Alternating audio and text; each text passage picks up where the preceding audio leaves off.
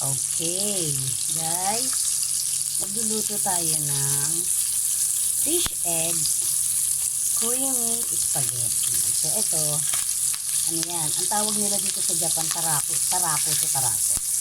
So, basta fish egg yan. So, cooking oil yan na may butter. Napakasimple lang ito, guys. Mariate, promise. Talaga naman po. Lalo na yung mga nasa abroad, guys. Ayan, madali lang to, oh. Tapos yung mga, ang asawa pa lalo, mga Japanese. Sus, favorite nila yan. Ay, kaway-kaway nga pala sa mga ano ha, sa mga mananalong mga politiko. Ano bang botohan ngayon? Mga kagawad ba? Local ba? Barangay captain ba? So, sana pag nanalo kayo, tuparin ninyo ang inyong ipinangako. Huwag mapapako. Ayan. So, ayan lang, guys, ha. Kita nyo, guys, ha. Ano lang, ano ba tawag nga ito? Nama cream. Sa English, ano nga ba to? Ano ba yan? Basta cream. Ayan. Hintay lang natin maluto yung ating fish egg. Ano to, guys, wala nang sibuyas, mga bawang-bawang, wala nang ganon. O, kaya ako gagawin to para ipakita sa inyo. Kasi yung mga nag-aakala na pag sinabing Japanese food, akala nyo mamahalin. Hindi, no? Yan, kahit na wala naman kayong pakialam sa buhay ko, kaya ako, mas gusto kong magtrabaho sa kitchen. Oo, kahit anong ano pa yan. Kasi nga, mahilig ako magluto, so nakakakuha ko ng tips. Oo. Kung paano mga magluto-luto dyan. So, ayan yan. Baligtarin lang natin. Kasi pag hindi mo siya nilagyan ng takip, tatalsik siya. Diyos ko doy. Day pala. Oh my God. Ayan. Na siya. Siguro yung mga ibang manonood na ito, maiinis sa akin, no? Kasi daldal ko. So, ayan yan. Ayan na siya, guys, eh. Ayan. Itulog yan ng esda. Panguna natin, dahil tatalsik siya. Ayan. Let it fry for a little bit minutes. Kasi dapat wag naman hilaw, no? Ilang sakap yan, guys? Cooking oil, tapos lagyan ng butter. Ilagay mo na yung tarako, yung fish egg natin. So, may umuubo sa background ko. Pagkatapos nyan, kailangan meron ka lang spring onion. Siyempre, yung pasta. Tapos, itong importante, siyempre, yung cream. Yan, o. Sumusunog-sunog.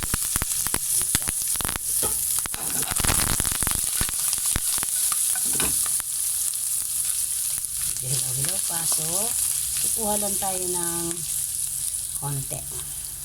So, liputin muna natin yung medyo buo kasi hindi siya maluluto. Ayan, nakita niya hilaw pa. Kanya-kanya naman diskarte yan. Ano, kung ayaw nyo gupitin, gusto nyo hilaw, bahala kayo, depende sa inyo. Kaya lang, ang aking mister, hindi siya kumakain ng raw. Pero mahilig siya sa sushi. Ano kaya yun? Ako naman, ayoko ng sushi.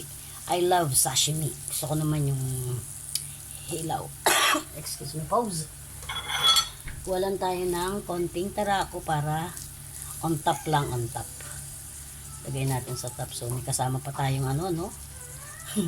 Extra ubo. Sorry. Ayan. So, ayan na.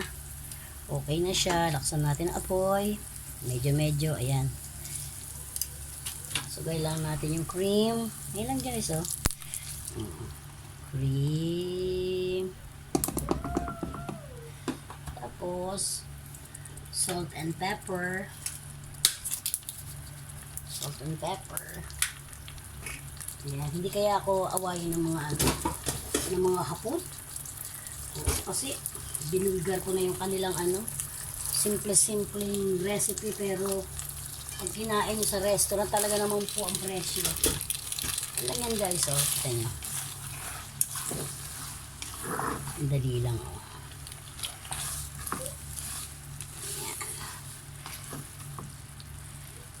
Oops. Yan na guys, tapos na. Presto.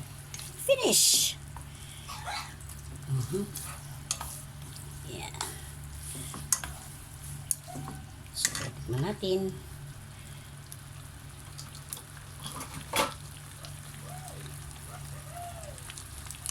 Oops.